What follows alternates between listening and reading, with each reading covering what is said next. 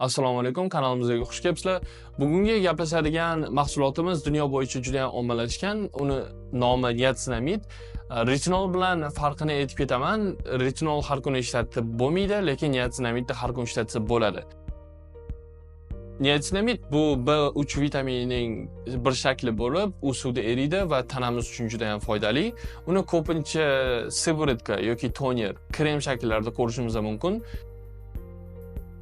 Niasinamid terini bir xil qiladi, yog' ajralishini tartibga soladi, teri to'siq funksiyasini kuchaytiradi va akne yoki yallig'lanishingiz bo'lsa, ularga qarshi kurashadi.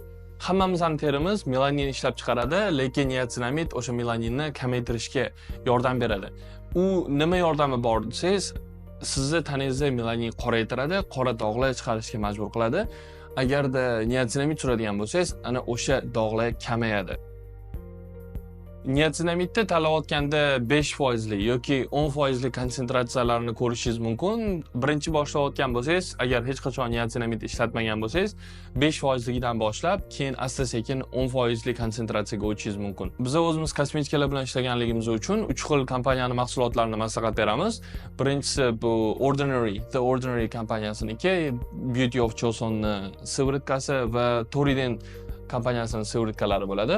Bu uchta kompaniyani maslahat berayotganimizning sababi ularning narxi va berayotgan rezultati juda ham yaxshi. Mana bu rasmlarda mana shu kompaniyalarning mahsulotlarini ishlatib, rezultatlarni olgan odamlarni ko'rishingiz mumkin. Niasinamid aslida juda ham xavfsiz mahsulot, lekin teringiz juda ham sezgir bo'ladigan bo'lsa, ana o'shanda salgina qizarishga olib kelishi mumkin. Bizning maslahatimiz birinchi kichkina joyga niasinamid surtib, rezultatlarni ko'rish. Yaqinda bitta savol so'rashgan edi, niasinamidni retinol bilan birga ishlatsa bo'ladimi degan. Ha, albatta bo'ladi, lekin bir vaqtni o'zida emas. Ertalab niasinamid, kechasi retinol foydali bo'ladi. Niasinamid har qanday teri uchun mos. Sizda yog'li bo'ladimi, quruq teri bo'ladimi, aralash yoki sezgir teri bo'ladimi? Xulosa qilib aytganda, niasinamid sizni teringiz uchun juda ham foydali, har kuni ishlatsa bo'ladigan eng samarali vositalardan biridir.